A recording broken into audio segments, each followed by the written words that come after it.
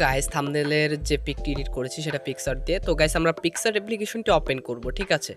তো পিক্সার্ট অ্যাপ্লিকেশনটি ওপেন করার পর দেন একটু ওয়েট করব, দেন আমাদের সামনে এরকম ইন্টারফেস শো করবে। দেন আমাদের পারমিশন চাইতে পারে, প্রথমে অ্যালাউ করে দেব। দেন অ্যালাউ করে দেওয়ার পরে আমরা আমাদের ফটো এখানে শো করবে। দেন আমরা একটা ব্যাকগ্রাউন্ড উইদাউট ফেস ফটো এখানে দিয়ে দেব। দেন আমরা একটু নিচে স্ক্রল ডাউন করে অনেক অপশন দেখতে পাচ্ছি। দেন এখান থেকে অ্যাড ফটোটা সিলেক্ট করব।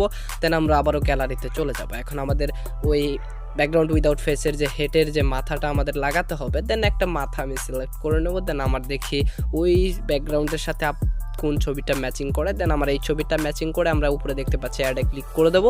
দেন এইরকম ইন্টারফেস শো করবে। তারপর আমরা এখানে ধরে বড় করে নেব। দেন তারপরে এই ক্রপে টাচ করব। দেন ক্রপ করে শুধুমাত্র আমাদের মাথাটুকু ক্রপ করে নেব।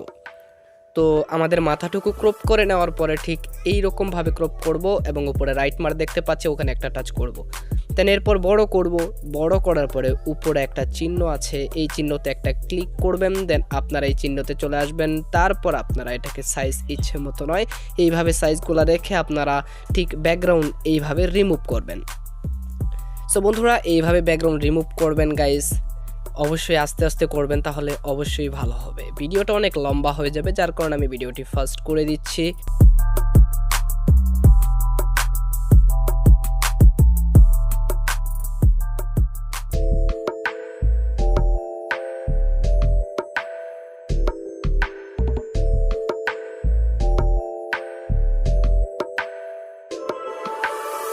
সো গাইস, এইভাবে আপনারা একদম স্লোভাবে ব্যাকগ্রাউন্ড রিমুভ করবেন। সো বন্ধুরা, এখন আপনারা যে কাজটি করবেন, আপনারা এই রাইট মার্ক দেখতে পাচ্ছেন, এখানে একটা ক্লিক করবেন। দেন আপনারা সাইজটা ছোট করে নেবেন এবং গলা এইভাবে ঠিক আমি যেভাবে করছি ঠিক এইভাবে আপনারা ম্যাচিং করাবেন আপনার ওই বডির সাথে আপনার হেড। গাইস, আমি ম্যাচিং করে নিচ্ছি, তো একটু দেরি হবে কারণ এটা স্লো করছি, এটা স্পিড করে নিই।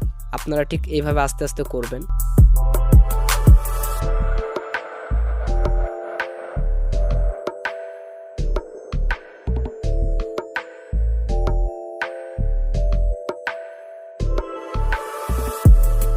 সো গাইস, বসানোর পরে এরপর দেখতেই পাচ্ছেন হয়ে গেছে। দেন ওইখানে একটা চিহ্ন একটু দাগ পড়ে গেছে। দেন আবার ইরাসে চলে গিয়ে আমরা ইরাসে এসে ওই দাগটুকু রিমুভ করে দেবো। সরি, আমার চোখ, তো রিমুভ করে দেবো। দেন রিমুভ করার পরে সো গাইস, রিমুভ করার পরে আপনারা রাইট মার্ক দেখতে পাচ্ছেন, এখানে একটা ক্লিক করবেন। দেন ক্লিক করার পরে আবারও ক্লিক করবেন।